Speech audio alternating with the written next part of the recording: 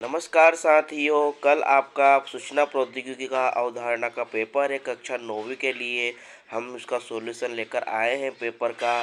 यह पेपर आपके एग्ज़ाम में बहुत महत्वपूर्ण भूमिका निभाएगा, इसलिए इस पेपर को ध्यान से देखें। जिनके स्कूल में इसको नहीं पढ़ाया गया है, जिन्होंने अभी तक नहीं पढ़ा है, मैं गारंटी लेता हूं कि भी जो मैं बताऊंगा इसके आधार पर यदि आप पेपर देने जाते हैं तो आप निश्चित रूप से सफलता प्राप्त करेंगे। तो पहला ऑब्जेक्टिव क्वेश्चन है, कंप्यूटर में डाटा स्वीकार करने वाली युक्ति है।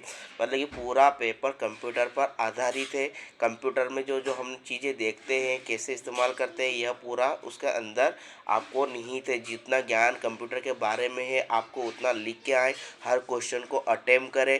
यदि हर क्वेश्चन को आपने अटेम्प्ट करा तो आप पास हो ही जाएंगे, क्योंकि बेटा कोई भी खाली कॉपी के नंबर नहीं देता, इसलिए आपको हर क्वेश्चन को अटेम्प्ट करना ज़रूरी है। तो हम पहले क्वेश्चन पर आते हैं, कंप्यूटर में डाटा स्वीकार करने वाली युक्ति। अब कंप्यूटर डाटा स्वीकार कैसे करेगा? जब हम आप कुछ उसमें बोलेंगे, कुछ इनपुट देंगे, तो यहाँ पर आपका आएगा इनपुट यूनिट। क्या आएगा आपका? बी वाला आएगा, स वाला आएगा इनपुट यूनिट। अब बेटा जैसे कि कई मोबाइल में आप नंबर डायल करते हो, तो नंबर डायल करने के पहले उसमें आप इनपुट देते हो, तब वो क्रिया करता है। तो इसी प्रकार कंप्यूटर भी जब कब क्रिया करेगा? जब आप उसमें इनपुट दोगे। फिर नेक्स्ट है आपका सेकंड क्वेश्चन, माउस एक है। तो माउस क्या है? यहाँ पर इनपुट उपकरण है, आउट उपकरण है, संग्रहण उपकरण है, उक्त में से कोई नहीं। तो इनपुट उपकरण है। माउस के द्वारा हम क्लिक करते हैं स्क्रीन पर, नंबर डायल करते हैं, टाइप करते हैं। तो यह मतलब किसके द्वारा करते हैं हम? इनपुट। तो यहाँ पर दूसरे का क्या आ जाएगा? आ जाएगा इनपुट। क्या आ जाएगा? इनपुट। फिर नेक्स्ट क्वेश्चन है आपका थर्ड वाला, ऑप्टिक फाइबर केबल की कोर पर चढ़े कांच की परत को क्या कहते हैं? तो जब भी कांच ऑप्टिक फाइबर केबल की कोर पर चढ़े कांच की परत को हम क्या बोलेंगे? केब बोलेंगे, क्या क्लेड बोलेंगे? क्या बोलेंगे? क्लेड। तो इसका आपका आएगा स, क्या आएगा? ब आएगा, सॉरी। फिर है नेक्स्ट, नेटवर्क का नेटवर्क कहलाता है। तो नेटवर्कों का नेटवर्क क्या कहलाता है? इंटरनेट। क्या कहलाता है? इंटरनेट। सभी इंटरनेट से जुड़े हुए थे, तो इसलिए चौथे का आपका द आएगा, इंटरनेट। फिर नेक्स्ट है आपका, सर्वप्रथम स्थापित किए गए इंटरनेट नेटवर्क का नाम था। जब भी आप आपको ये क्वेश्चन आए तो आपको हमेशा लगाना है ब। क्या लगाना है? मतलब कि ब, अर्पानेट। मतलब प्राथमिक इंटरनेट का नाम क्या था? अर्पानेट। ये वाला ब ऑप्शन है। फिर नेक्स्ट क्वेश्चन है आपका सिक्स वाला, डॉट कॉम से क्या तात्पर्य है? तो आपने देखा होगा कि वेबसाइट जब हम बनाते हैं या कुछ भी हम सर्च करते हैं तो लिखते हैं google.com, gmail.com। तो मतलब कि यह किसके लिए प्रदर्शित करता है? यह करता है व्यावसायिक संस्था के लिए। किसके लिए करता है?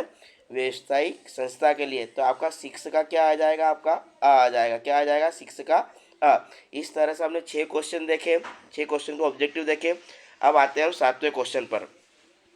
तो 7वां क्वेश्चन है आपका, विंडोज़ में किसी फाइल को डिलीट करने पर फाइल कहाँ जाती है? तो मतलब कि विंडोज़ कंप्यूटर का है, तो इसमें हम जब सवाल को डिलीट कर देते हैं तो यह कहाँ जाता है? यह जाता है रिसाइकिल बिन में। जैसे कि हम कचरा कहाँ फेंकते हैं? डस्टबिन में फेंकते हैं। इसी तरह जो भी फाइल डिलीट होती है तो कंप्यूटर उसको, विंडोज़ उसको कहाँ भेज देता है? रिसाइकिल बिन में। ठीक, रिसाइकिल बिन में से यदि हम परमानेंट डिलीट कर देते तो फिर डाटा हमको नहीं मिलता है, इसलिए डाटा पहले रिसाइकिल बिन में जाता है। रिसाइकिल में से भी डिलीट कर देते हैं फिर वो परमानेंटली डिलीट हो जाता है, तो इसको डस्टबिन भी बोला जा सकता है। ठीक, 8वें का, हेडर के लिए स्थान होता है।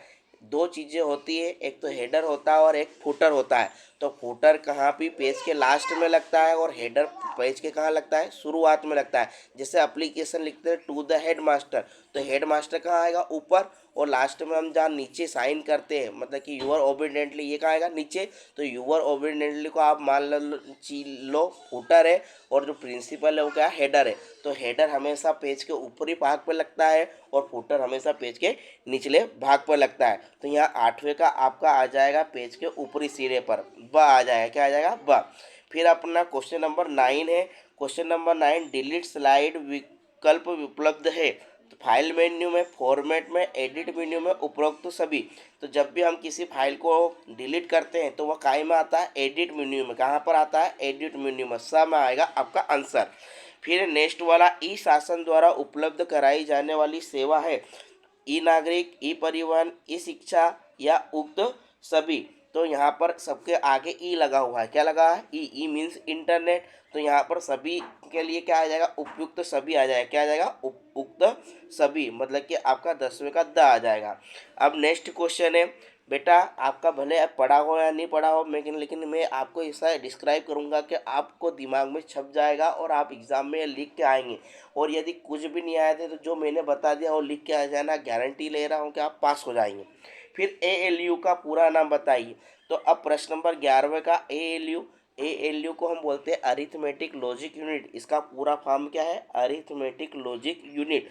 इसमें गणित के सभी कार्य होते हैं। कंप्यूटर जो भी गणित के जोड़ घटाव भाग गुणा करता है, यह सब किसमें करता है, यह कंप्यूटर का दिमाग होता है। क्या होता है, कंप्यूटर का दिमाग, ALU अरिथमेटिक लॉजिक यूनिट। तो यहाँ पर मैं लिखूँ क्या, आप लिख लोगे, चलो मैं लिख देता हूँ, अरिथमेटिक लॉजिक यूनिट, लॉजिक और इसके आगे आ जाएगा सी और यूनिट इधर लिख देता हूँ, यूनिट, अरिथमेटिक लॉजिक यूनिट। ठीक, फिर नेक्स्ट है आपका मेमोरी कितने प्रकार की होती है। तो मेमोरी 2 प्रकार की होती है, एक तो रहती है प्राथमिक मेमोरी और दूसरी होती है एक द्वितीयक मेमोरी। तो मेमोरी के कितने पार्ट होते हैं, 2 पार्ट होते हैं, एक प्राथमिक और एक द्वितीयक। फिर नेक्स्ट है आपका मॉनिटर क्या कार्य करता है, प्रश्न नंबर 13वां। तो मॉनिटर आउटपुट दिखाता है, क्या करता है, आउटपुट। मतलब कि मॉनिटर किसको बोलते हैं, जो भी हमारी कंप्यूटर की डिस्प्ले होती है। जैसे हमने डाला 2+2 तो 4, वो 4 कहाँ बताएगा, मॉनिटर में बताएगा। मतलब कि उसने हमको क्या दिया, आउटपुट दिया, क्या दिया, आउटपुट। तो मॉनिटर क्या करता है, आउटपुट देता है। ठीक, या हमको जो चीज़ हमने इंटर की उसका आंसर देता है। तो मॉनिटर क्या कार्य करता है, आउटपुट बताता है। फिर अपना है प्रश्न नंबर 14, सबसे पुराना व अधिक काम में आने वाला संचरण माध्यम कौन सा है। तो सबसे अधिक पुराना और संचरण माध्यम में उपयोग आने वाला जो है वो है आपका तार, क्या है, तार। ठीक, तो यहाँ पर आपका आंसर आ जाएगा, संचरण का माध्यम आ जाएगा आपका तार, क्या आ जाएगा, तार। मैं यहाँ पर लिख देता हूँ आपके लिए, तार, ये तार आ जाएगा। ठीक, फिर नेक्स्ट है आपका क्वेश्चन, HTTP का पूरा नाम बताइए। HTTP का पूरा नाम हम बताएंगे तो इसका HTTP का पूरा नाम है hyper text transfer protocol, hyper text transfer protocol.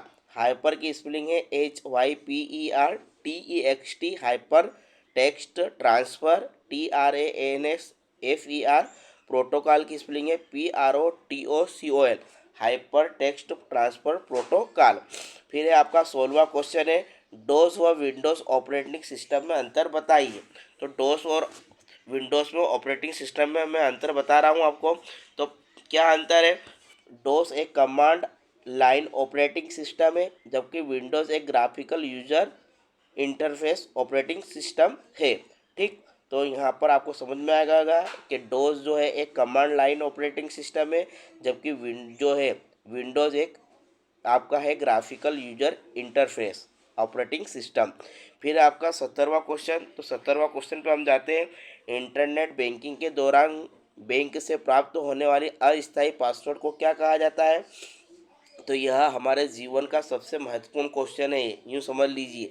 Internet banking के दौरान बैंक से प्राप्त होने वाले अस्थायी पासवर्ड को हम बोलते हैं OTP। ओ का अर्थ है 1, टी का अर्थ है टाइम, पी का अर्थ है पासवर्ड, 1 टाइम पासवर्ड। एक बार ही पासवर्ड जो यूज़ करने में आता है वही कहलाता है OTP। हम आपको देखते होंगे, आप एडवर्टाइज में भी आता है कि कभी भी किसी को OTP नहीं बताए, अपने पैन कार्ड का नाम नहीं बताए, अपने बैंक खाता डिटेल नहीं बताए, ठीक, या मोबाइल पे कोई संदेश आ रहा है उसके नंबर नहीं बताए, तो वह कहलाता है आपका OTP। क्या कहलाता है, OTP, 1 टाइम पासवर्ड। ठीक, नेक्स्ट है आपका 18वां क्वेश्चन, ऐसे सॉफ्टवेयर को क्या कहा जाता है जिसका स्रोत कोड सभी के लिए खुला हो। तो उसे हम बोलते हैं ओपन सोर्स सॉफ्टवेयर। क्या बोलते हैं हम, ओपन सोर्स सॉफ्टवेयर। फिर 19वां है आपका ICT क्षेत्र के किसी एक रोजगार का नाम बताइए।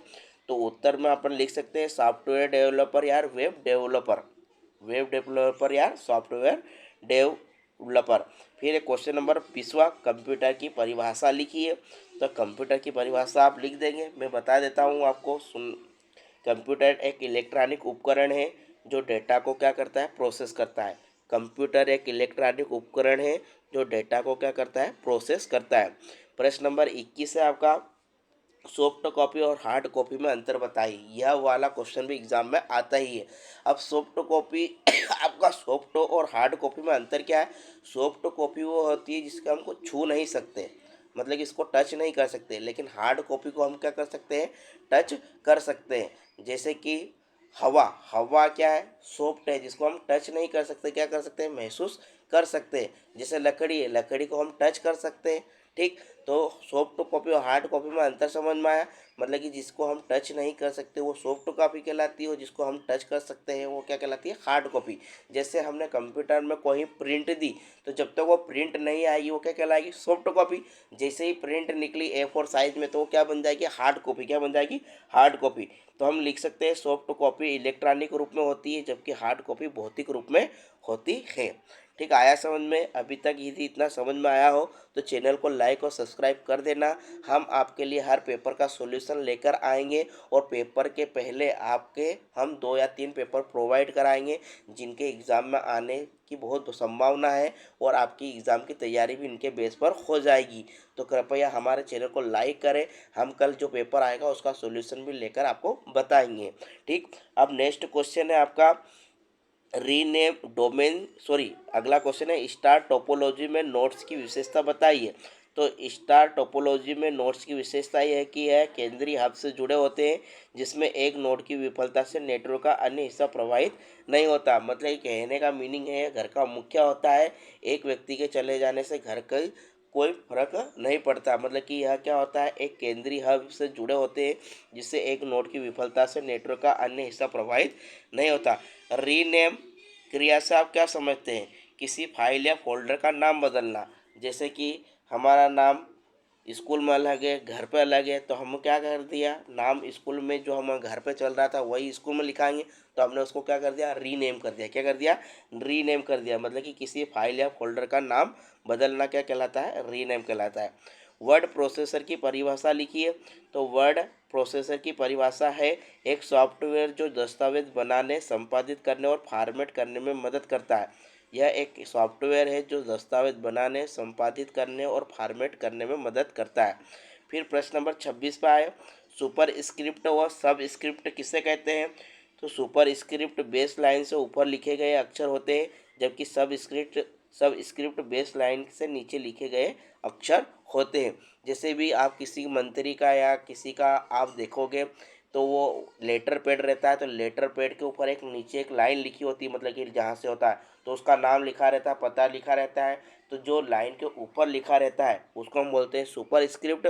जो लाइन के नीचे लिखा रहता है उसे हम बोलेंगे सब स्क्रिप्ट। आया समझ में आपको? फिर है सोशल मीडिया की परिभाषा लिखी है। तो ऑनलाइन प्लेटफॉर्म जहां उपयोगकर्ता सामग्री बना सकते हैं, साझा कर सकते हैं और नेटवर्क बना सकते हैं, उसे हम क्या बोलते हैं? Social media. फिर से बोल रहा हूँ, ऑनलाइन प्लेटफॉर्म जहां उपयोगकर्ता सामग्री बना सकते हैं, साझा कर सकते हैं, नेटवर्क बना सकते हैं, उसे हम क्या बोलेंगे? Social media.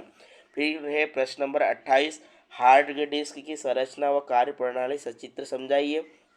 तो उत्तर में लिख देंगे हम, हार्ड डिस्क में प्लेटर्स, स्पिंडल और रीड या राइट हेड होते हैं। यहाँ डेटा को चुंबकीय रूप से स्टोर व पुनः प्राप्त कर करता है। ठीक, मतलब कि यह चुंबक का बना हुआ होता है, जिसमें डाटा क्या होता है? स्टोर होता है। फिर CD रोम क्या है? इसकी कार्यप्रणाली तथा इसका उपयोग लिखिए। तो CD रोम का हम आंसर लिखेंगे, यहाँ पर हार्ड डिस्क का हो गया। अब नेक्स्ट है world wide world wide web क्या होता है? इसकी विशेषता लिखिए। तो वर्ल्ड वाइड वेब WW, 3 बार WW आता है, उसे वर्ल्ड वाइड वेब कहते हैं। क्या कहते हैं? World wide web. तो यह इंटरनेट पर सूचनाओं का एक संग्रह है जो हाइपर टेक्स्ट लिंक के माध्यम से जुड़ा होता है। इसकी विशेषताओं में हाइपर टेक्स्ट URL और वेब ब्राउज़र शामिल है। ठीक, फिर से बोल रहा हूँ, वर्ल्ड वाइड वेब इंटरनेट पर सूचनाओं का एक संग्रह है जो हाइपरटेक्स्ट लिंक के माध्यम से जुड़ा होता है। इसकी विशेषताओं में हाइपरटेक्स्ट URL और वेब ब्राउज़र शामिल होता है। फिर नेक्स्ट है आपका, निम्नलिखित पर टिप्पणी कीजिए। ठीक, मेल क्या है? मैं और वाला नहीं बताऊंगा आपको। मेल मर्ज से क्या समझते हैं? तो मेल मर्ज एक ही पत्र को कई प्राप्तकर्ताओं को व्यक्तिगत रूप से भेजने की प्रक्रिया है। इसमें एक मुख्य दस्तावेज और एक डेटा स्रोत का उपयोग किया जाता है। फिर से बोल रहा हूँ, मेल क्या है? तो मेल मर्ज एक ही पत्र को कई प्राप्तकर्ताओं को व्यक्तिगत रूप से भेजने की प्रक्रिया है। इसमें मुख्य दस्तावेज एक डेटा स्रोत का उपयोग किया जाता है। हम सभी जब भी बड़े बड़े किसी बिजनेसमैन या किसी सोर्स से संपर्क करते हैं तो हमको नंबर तो पता नहीं होते, लेकिन उनकी जीमेल अकाउंट होती है, और जीमेल अकाउंट पर जब हम किसी भी चीज़ को सूचना देते हैं तो उसे हम क्या बोल देते हैं, मेल। यदि आपको यह पेपर का सॉल्यूशन पसंद आया हो तो चैनल को लाइक और सब्सक्राइब ज़रूर करिएगा। और यदि अब आप हम इसको आगे वाली क्लास में, मतलब कि कल आपका पेपर होगा, उसके तुरंत बाद हम पेपर का सॉल्यूशन प्रोवाइड कराएंगे। इसके बाद हमने अंग्रेज़ी के पेपर का सॉल्यूशन डाल चुके हैं, एक और अंग्रेज़ी का पेपर का सॉल्यूशन डालेंगे। तो कृपया आपको यदि यह पसंद आया तो लाइक और शेयर ज़रूर करिएगा अपने दोस्तों के साथ। मिलते हैं नेक्स्ट पेपर के सॉल्यूशन के साथ। जय हिंद, जय भारत। कल के पेपर के लिए शुभकामनाएं।